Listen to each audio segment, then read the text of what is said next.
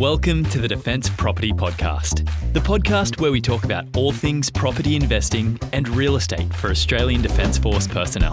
Whether you're looking to build and scale a property portfolio or relocating across Australia, we've got the insights and tips for less stress and more success. Let's dive in. And welcome back to another episode of the Defence Property Podcast. I'm in the studio again with Nadia.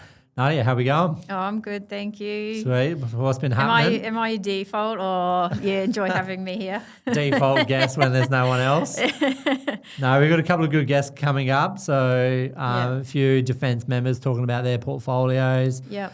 Possibly a couple of like DIHAS, NAB, mortgage broker, banker specialists. You know, they can really get into the weeds of the DIHAS and HPAS. Yeah. Pondering maybe an episode on, you know, self-managed super fund while serving, you know. Oh, yeah. So we might get a guest speaker, financial planner for that one. Yeah, but today we're talking first posting, first property, what every 20-year-old in uniform should know. So whether you're a soldier, sailor or airman, this one's for you if you're in the early stages of your property. So what if I told you that the single biggest financial decision that most defence members make isn't going to be, you know, whether they stay in or get out, which is very common. Like, you know, we live that life. Nadia, I served for 12 years, and it's a decision that people ponder for years, and they just get out straight away off the cuff. Yep. Other people ponder it for years and years, and before they know it, you know, many. You know, they're at 20-year mark or something. So some out and then go back in. Yep. And then, But the biggest financial decision isn't so much, you know, when you get in or out. It's whether you buy a property, you know, before you turn 25, because the beauty of compound growth with leverage, which is property, that all the magic happens at the back end, you know, the longer we hold it. So my biggest passion in life is helping young people have that light bulb moment, because we always learn things through hindsight in life. You know, it's very clear in hindsight. But when it comes to property investing, we need to put more time and effort to learning it in foresight and getting it right up front, because we can't get the time back. And when building a portfolio, time does all that heavy lifting. So today's episode is for those people, you know, the sub 25 or even the people that are 35 and 40, because it's important that they get started too. There's just so much information out there now. Like, we just didn't have it, don't you? Like when we were 22. Yeah. Like, that's right. And you don't know what you don't know when you're 22. Yeah. And if you're not interested in this stuff, it's no excuse to not do it. You just have to find the path that's right for you. But, you know, the wealth gap for ADF members who buy property between a 21-year-old getting started and a 35-year-old isn't 14 years of just time that lapsed. It can be millions, because if you buy one property at 21 or you buy one property at 35, when you retire, you're in two vastly different positions. Yeah. You know, so it's not just time that's the wealth gap here; it's the actual value to you as a property investor. So, got an example? Yeah, so there's no exaggeration there. Like, we can get into some actual math and numbers. Yeah, so, you're the numbers man, so hit me with it. Like, what's cool? So let's talk through some compounding numbers of a portfolio for this. So let's do the maths that nobody teaches you at Kapuka. You know, I wish they did, you know. They might tell you about DIHAS and, you know, a couple of property entitlements here and there and stuff, but understanding what it actually means and does for you. So we've got Trooper Jake. He's buys his first property. You know, he joins at 18, buys his first property at 21. He purchases a property for $550,000. You know, a solid property in a good market. And for all examples, we're just going to use 7% per annum growth across all. It's that they're buying that perfect market that doesn't go through cycles and it just consistently performs. Kind of what the seminars told us when we were younger. Yeah. Yeah. And we're going to presume that they're long-term holds where they're not really actively rolling assets over in their portfolio. They're just holding long periods of time. Yeah. Trooper Jake's got a small deposit, but he might use DIHAS, the first home guarantee scheme. So he's got his 5% plus costs, but he's got enough to get into the market. He might even consider, you know, using a guarantor like mum or dad, but He's spoken to buyers agents. He's spoken to bankers and brokers. He's gone through that initial research and he knows he can buy for that 550. So Jake, 21, buys 550. By the time he's 28, 7 years later, with a growth rate of 7%, it's about 884.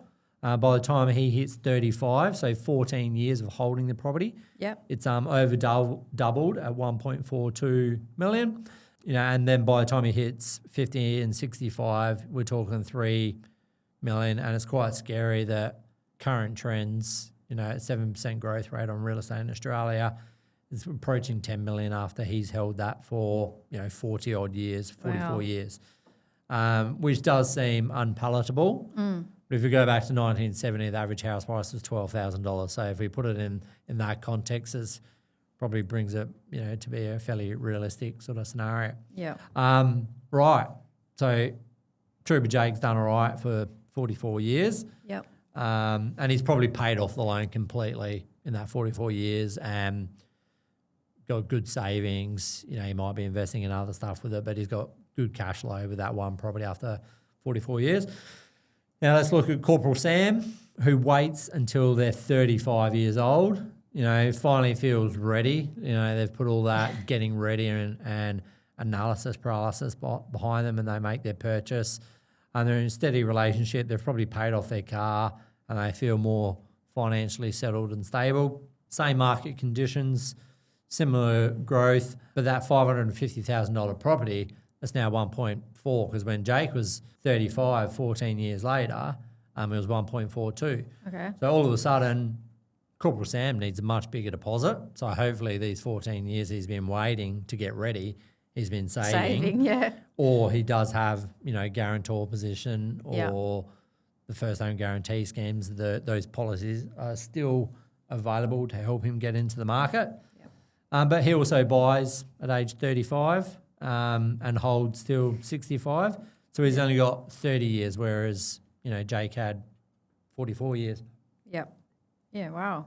All right, so Sam, age 50, after 15 years, has 3.9 million. That property from 1.4 million. And at age 65, so holding it 30 years, is compounded up to around that 10.7 million mark. Very similar to Jake's end value, because he brought the median price of what Jake did. But a key comparison here is that it's not the end value, because Jake brought at 21, held 14 years to his 35, and that's when Sam entered. So they, all intensive purposes, Sam just paid that premium of lost 14 years of time. But the debt position on the two is vastly different, because Sam started, 14 years later. Right. But that's not the whole story, and this is where it starts to get interesting. Jake just didn't buy the one property when he was 21 and sit and wait, because that would be pretty stupid. He must Jake. have listened to our last episode where he wanted to get to. Maybe he did. Maybe Jake's aspiring to be in the top, 8% that gets past the 2 or 3 properties and wants to go for that 1% where he owns a few more. So when Sam was buying his first property at age 35, Jake had already had his first property for 14 years. Jake decides to go buy 2 more properties. He's quite equity rich at this point, over $1 million in equity. And he releases some of that equity from the first purchase and buys property 2 and 3 at the same time, because he's quite equity rich. His overall LVR on the portfolio is still sitting below 50%. And Jake now has property 1 he paid $550 at age 21, property 2 and 3 that he purchased at age 35. So his total portfolio is 3.4 million at age 35, 14 years after the first purchase, because he's got property 1 at 1.42 and then property 2 at 1 million and property 3 at 1 million. So his debt's increased because he's made 2 subsequent purchases. But then on track, he's purchased property 2 and 3 where Sam's purchasing only his first, compounding at that 7% per year. At age 50, he's at total value of over 9.5 million, and at age 65, a whopping 24 million, which sounds crazy. But again, if we had purchased 3 properties in 1970 for $12,000 each, our total debt on those would be $36,000 that we paid. Today, median house price in most capital cities is well over $1 million.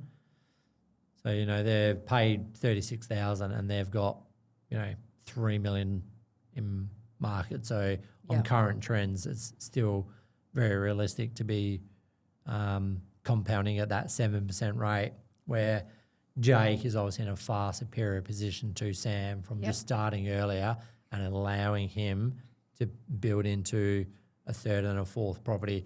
And, buying 3 properties over 15 years is quite conservative and very realistic. A lot of people are doing that in a matter of a few years if they're picking their markets and that right. So, well, I know who I'd rather be, Jake. Yes. But is it so comparable, like they would have the same income, have done the same? Yes, they would have gone through the biggest variable, like Corporal Sam was a digger and Jake is a digger or a trooper when he purchased. So, very comparable positions of when they started. The key difference was that Jake started much earlier. Sam started much later, which means he was probably spending money on maybe cars, holidays and things like that, and not so much thinking about the future. Whereas Jake got into it much earlier. What would so if Jake bought like the third, the fourth, like what would that look like? So Jake obviously brought the third and the fourth. Yeah, that's only going to further compound the position. And like I sort of said, buying or he could stay the conservative path because he's done enough. Like there's no need to. And I think that's where understanding your overall strategy, which we spoke about a few episodes ago, and forecasting it out. So it's not only part of our strategy isn't to just look at our current position and say, what's our next move? Part of the strategy is also saying, well, my next move could be letting time do the heavy lifting and pause and not making any further purchases. There's a lot of slick marketing out there that suggests we all got to go buy 10 properties in 10 years or 3 properties in 6 years or 30 before 30, all these catchy one-liners, and they have no real substance. But the biggest value in a portfolio is allowing time to do the heavy lifting and forecasting that out and identifying when do I actually want to stop purchasing and just let inflation erode our debt and our portfolio to go through its natural growth. And that's why many people, there's an old saying, overestimate what they can achieve in 1 year and underestimate what they can achieve in 5 years. And if we put that into property terms, it's probably overestimate what they can achieve in 1 cycle, but underestimate what they can achieve in 2 or 3 cycles.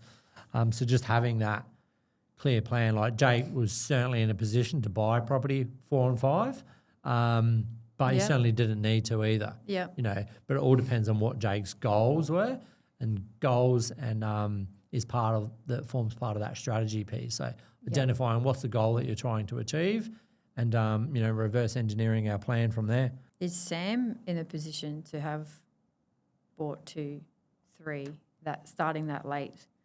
Sam can. Sam's definitely, but he's just buying the second and third property later. He started at 35. So he's got to let growth on the portfolio occur so he can pull out some equity. But it does come back to what was his starting position. Hopefully at 35 he did have a bit of a healthier deposit. But, he could certainly build, and by no means is the point of this that it's too late. It's essentially never too late. You should always start and want to build. But the later you start, the bigger you essentially or more aggressive you have to be in that initial accumulation. So how can Sam build his initial snowball that he's launching down the hill bigger and faster because he's starting later, because it's the nature of compound growth. The bigger the asset base, the snowball, the more that we're going to get growth on. So how do we hold a bigger asset base to build that portfolio? I guess like civilians have that should have that same philosophy, like starting younger, having time on their side. But like, what's the advantages for those serving to start building property from a younger age? Like, yes, ADF members are really perfectly set up for this because one of the fastest strategies, taking defence out of it, is rent vesting and keeping our own occupied debt non-existent or minimal if possible, and allowing us to rent the lifestyle that we want and just buy in smarter, better markets. Then once we bring the defence entitlements and benefits into the situation, so HPAS, DOHAS, HEPC and rent assistance, which is often a bit of oversight that, it's still certainly a defence property allowance or benefit. Rent vesting so strong, but then when defence is going to pay half of our rent for us or subsidise the living expense, it just puts us in such a strong position. So, and that's a massive advantage you have over, civilians that don't get their rent paid for them. Yeah. The other side of it is you have guaranteed income in defence. It's very hard to lose your income, which lenders love, banks love. You're stable, it's reliable, so it's easier to finance, but it's also easier to predict your finances from a household point of view. And then just factoring in, when is opportune time to incorporate DOHAS into the portfolio. There's many trades and jobs within the defence, both Navy, Army and Air Force, where you can spend a vast majority of your career in one locality. There's also other trades and positions where literally every 2 or 3 years you're on the go and moving interstate. So just factoring that into our strategy, I've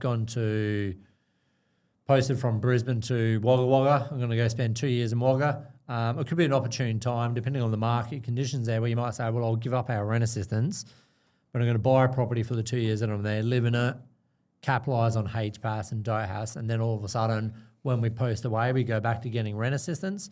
Then we've got an investment property that we've got rent. We've got tax benefits, which is our next revenue from it. And we've got DOHAS, which is another form of revenue that property produces. So it just allows us to, bring some of the defence entitlements into it. Like I often speak with many people about delaying using DOHAS. Again, it just comes back to that strategy of when it's appropriate for your profile and portfolio to bring it in. So it's pretty secure. They've got like the benefits of grants and things like that. What about like living costs? So, living on base, it's not glorified, but if you want to accelerate your wealth building journey, it's one of the cheapest ways that you can live. Minimising expenses through whatever form you can really, especially gives you an advantage over the civilians, in the early stages of building the portfolio, correct? Yep. Another one to accelerate is deployments, course allowance, field, seagoing allowance. There's so many ways to get additional revenue, and if you can there's two benefits here. Like one, every time you get these allowances, just force them into either debt reduction, deposit savings, or not spending it. But then when you go on these field trips, seagoing, if you're in the RAF and you're going in that nice 5-star hotel or whatever it is that you guys do, deployments, you're not spending money as well. So you're earning extra money, making sure the extra that you do, you filter into, whether it's savings, debt reduction or offset accounts. But also not spending allows you to, accelerate and build faster. So, it does take discipline and the right structure.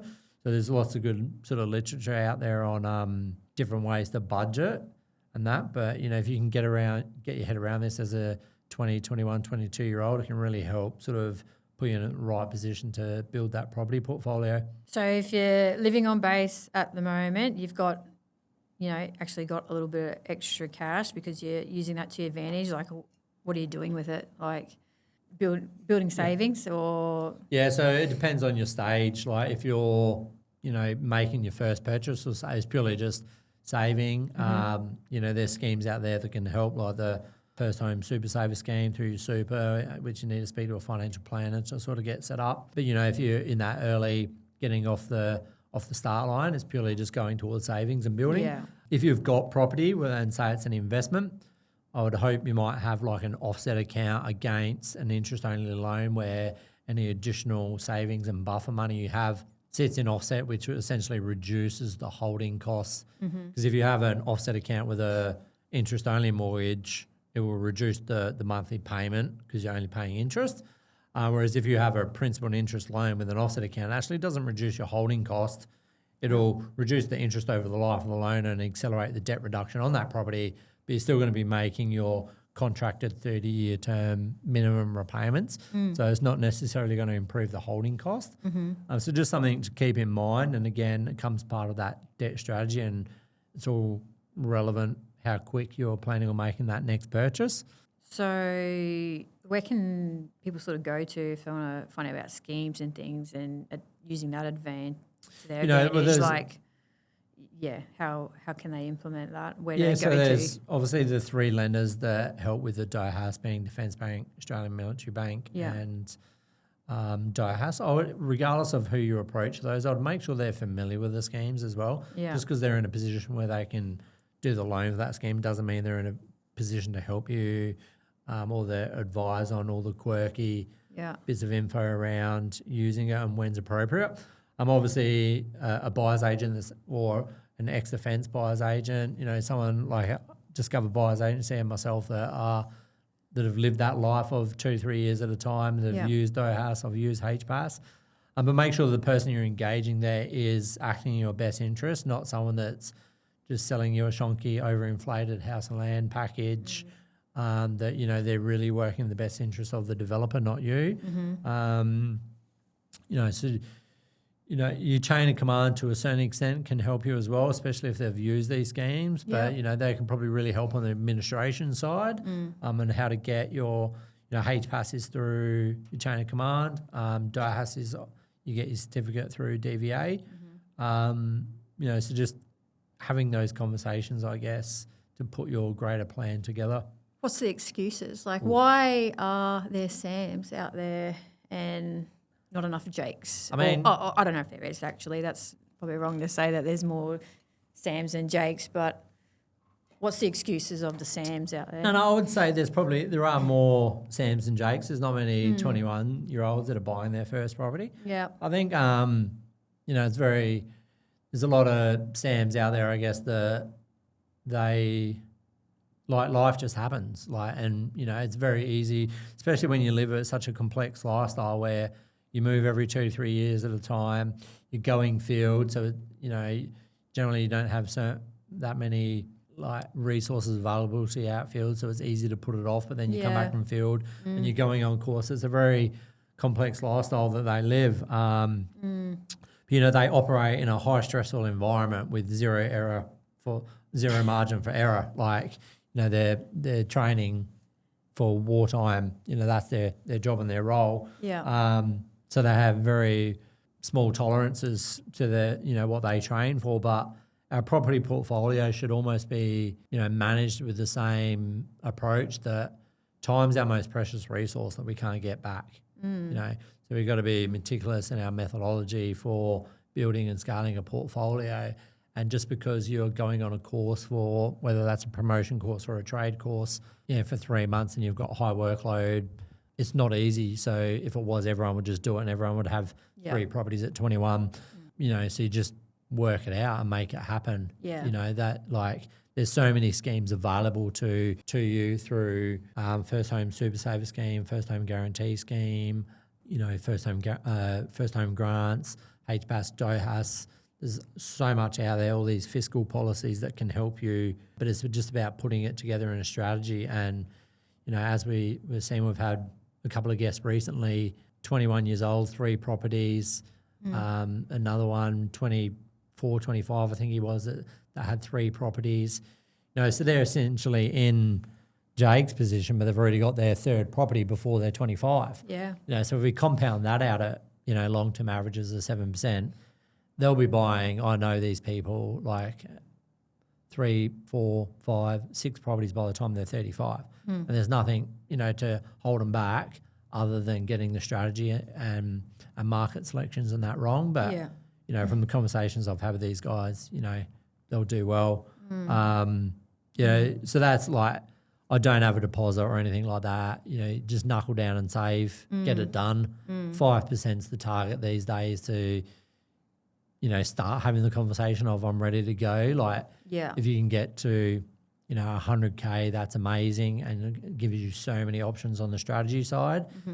If you can just look at the median price of what your median household suburb is, and target 5%, that's kind of like your threshold benchmark you got to get to. Another one that we hear is, I don't know where to buy it, and I keep getting posted around. Again, you get posted around like this, almost like it's this borderless country, and that's how property investing should be. That just because you're in Darwin, it doesn't necessarily mean you should be buying there. Same as if you posted to Sydney, doesn't necessarily mean you should buy there. It's just a matter of what's your starting point, what's your strategy and debt strategy, and then buying in that market Australia-wide. So don't get caught up in I'm moving around and I'm going to buy this one property and pay it off over 30 years. It's a flawed strategy. The dream home strategy right off the bat. Absolute shit. Yeah. And it's what our parents and society has generally told us is the right thing to do. But it's the biggest noose around our neck is an owner-occupied debt. That's going to slow us down because we can just carry more debt that's investment versus debt that's owner-occupier. So the more modest you can live and rent, the faster you can scale and build a portfolio. So just don't fall into that trap. Another one is, very commonly, this is a huge one, I think, is I wait till I know what I'm doing. And this can be applied to many. I've just joined. I'll wait till I know what I'm doing from where I'm posting to I'm ready to go now. I've got my deposit, but I'm just not going to pull the trigger yet because I want to know I'm not at 2 years mark, so I don't qualify for DIAS, or I don't know where I'm getting posted, so I'll just wait. Or it could be I'm thinking about discharging, so I'm going to wait. But people end up waiting or deciding on their discharge for 2, 3, 5, 10 years, and a lot of time passes. And as we saw with Jake and Sam's scenarios, that waiting that long period, 5 or 10 years, is just, it compounds fast if you get it right. So generally there's no, in my eye, good reason to wait. You should keep building and pushing until you're at that point where you are going to stop purchasing and let time do the heavy lifting. Other excuses? So I might get posted overseas. I'm about to deploy. I'm going on course soon. Most people, so many, go back to back through that process and the year passes by and people, it's an intense life, the defence members live through courses, deployments, training, and then in between when you're not doing that, you got all your in-barracks activities. It's very easy to delay doing it, but you just have to find a way to make it happen because if you're, for easy numbers, $1 million purchase price, 7% long-term growth, that's 70 grand a year. So your decision to wait 12 months is essentially put it in, whenever you say I'm going to wait or I might do it next year, just quantify that in 7% growth and whatever the purchase price you might be looking at, and that's the cost of the decision. So that's 70 grand on $1 million purchase price, your decision to wait. Or do you want to buy it down to the mouth guard and figure it out and get it done? You're still doing all your courses and stuff, but just get help, do whatever needs to be done to make it happen so you've got that asset in the background, or you're working your ass off outfield or on course, know that you've got an asset that's actually growing for you. So that first property doesn't need to be that dream home or perfect. You'll get to a second one or, stop using that excuse. What's the minimum sort of amount you need to get into the market now? Like we touched on earlier, 5% or, that 100K mark, is that benchmark you should be aiming for and just getting in a good savings routine and habit. And then I'd say another very common one is the market's too expensive right now. Said no awesome investor ever. Yeah. It's always been expensive. Yeah. Like people have been saying that for decades and decades. Yeah. You know, if you get on YouTube, you can see news clips from the 60s, 70s and 80s and people saying, I'm not buying 500 square metres of vacant land, you know, in Sydney. It's a bit expensive. We're going to wait. Good luck, mate. How did that play out for you? Yeah. It's, you know, it's always going to be the challenge is overcoming affordability. One of the metrics, you know, I love, Nadia, is the affordability index that looks at, obviously in Australia, 2/3 of every property is a owner-occupier mortgage, owner-occupier house, and 1/3 of all properties is an owner-occupier unencumbered, no mortgage. So later stages of life, downsizers, retirees. 1/3's an owner-occupier with a mortgage, dinks, double income, no kids, young families, accumulators, wealth builders, and then 1/3 is, you know, investment properties or rental properties. And affordability has always been an issue or a barrier, but there's so many fiscal policies like our defence entitlements, our civilian ones that are available to us. It's just a problem that you need to figure out, you know, and your net worth is a result of your problem-solving skills. So there's no excuse to not make it happen, figure it out. You know, like I said, there's been a few guests now. Like we had Tom a few weeks back. I think Tom was 24 at his second property. He was actively looking to continue buying. There's always someone out there that's going against the grain. And affordability, like the market didn't all of a sudden say, hey, Tom's a nice guy, so we're going to make it super affordable for him to buy. You know, he just solved the problem easier and knuckled down and got it done. So I don't buy into it's too expensive or it's too hard to buy right now. Yeah. 1987 interest rates were 18%. Like what were they saying? I bet you or something along the lines of it's too expensive. Every generation has always thought housing has been too expensive to buy. Affordability isn't an issue, but ultimately the difference between the people that have brought there first and leveraged into a second and a third and built a portfolio and the people that are still renting, they're the ones that got the portfolio, put the time and effort into making it happen and got it done.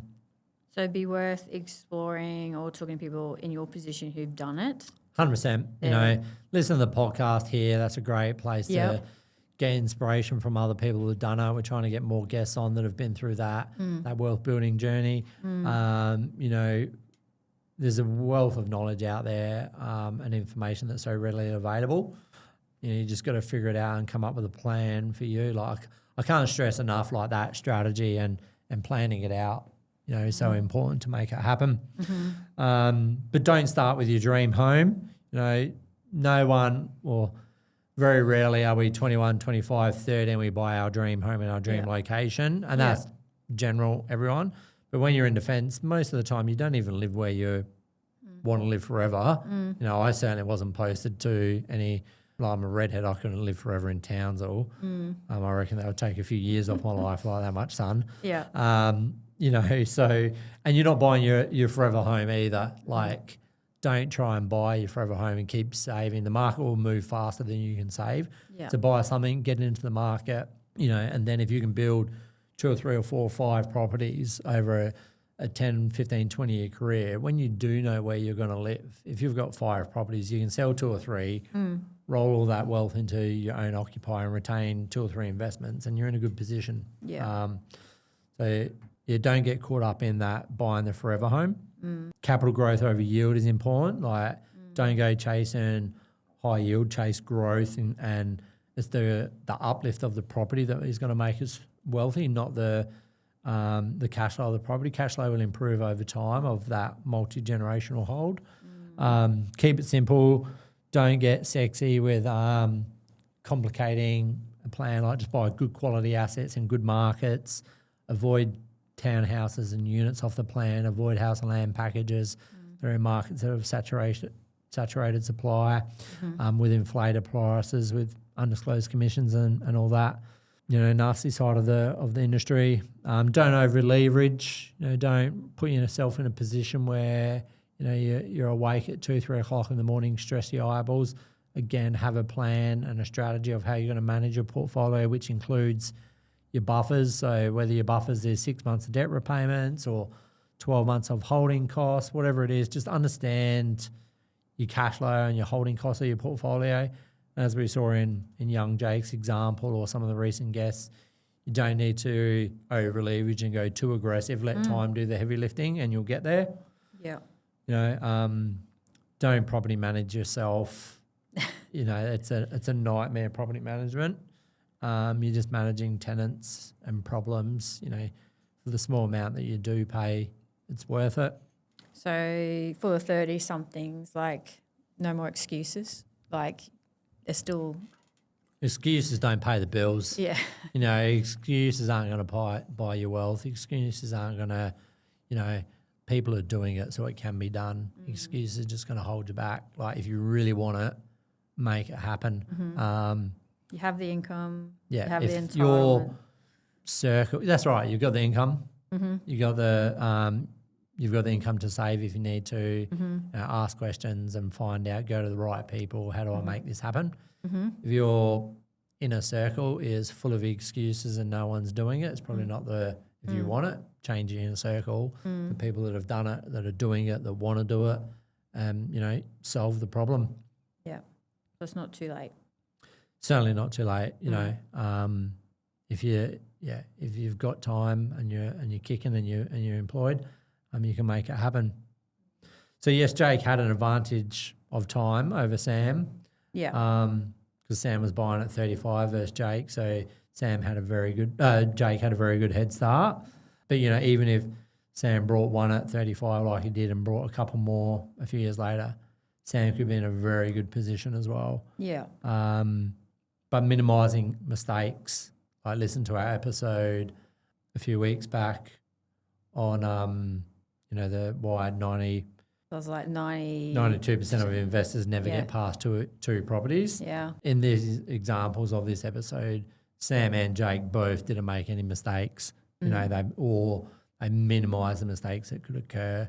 If you buy in the wrong market or the wrong asset type, that can really degrade the performance of the asset, which is going to impact the numbers that we went off. Yeah. And the examples we went off today was obviously just a very hypothetical 7% consistently every year, which no market does. You know, so make sure you just stripping out mistakes. Listen to that episode because it talked through strategy, it talked through market selection, searching and sourcing, due diligence and negotiation, and you know, there's a lot of value bombs in there that will help minimise some mistakes along the way. Yeah. So quite often it's the regret isn't buying too early. No one regrets buying property too early. Nobody says at 50, I wish I had waited longer to invest and build my portfolio. Every person I've spoken to who started late had the same hindsight outcome of, I wish I'd started sooner with property. Yeah. You know, so to bring it back to Jake and Sam, Jake wasn't smarter. He wasn't luckier. He just made the decisions earlier and got in. So he had more time for compound to work on his portfolio and leverage with compound growth over time. You know, they say is the eighth wonder of the world. And if you put it all together with a well thought out plan, you'll do very well. You know, this isn't magic. It's just maths. You know, look at history, look at the markets. Yeah, it can be done. It's not the modern day manifester. I hate all the manifestors. Like Nadia's not a manifester. I don't like math, but the math makes sense. Like Math is logical. Yeah. So yeah, if you're ready to have the conversation about, you know, getting your first property or getting your second or third, drawing out a strategy or a plan to make it all happen, jump on our website, reach out to Kane or Nadia at Discover Buyers Agency. I'm ex-defence. I've lived the lifestyle. I know what you're going through. I discharged with 6 properties in my portfolio, and that was after 12 years of service from 18 to age 30. You know, listen to the podcast on here. We always have guests and make a plan and make it happen. Yep, I like that. Good advice. Awesome. Well, thanks for listening, and till next week, we'll speak soon.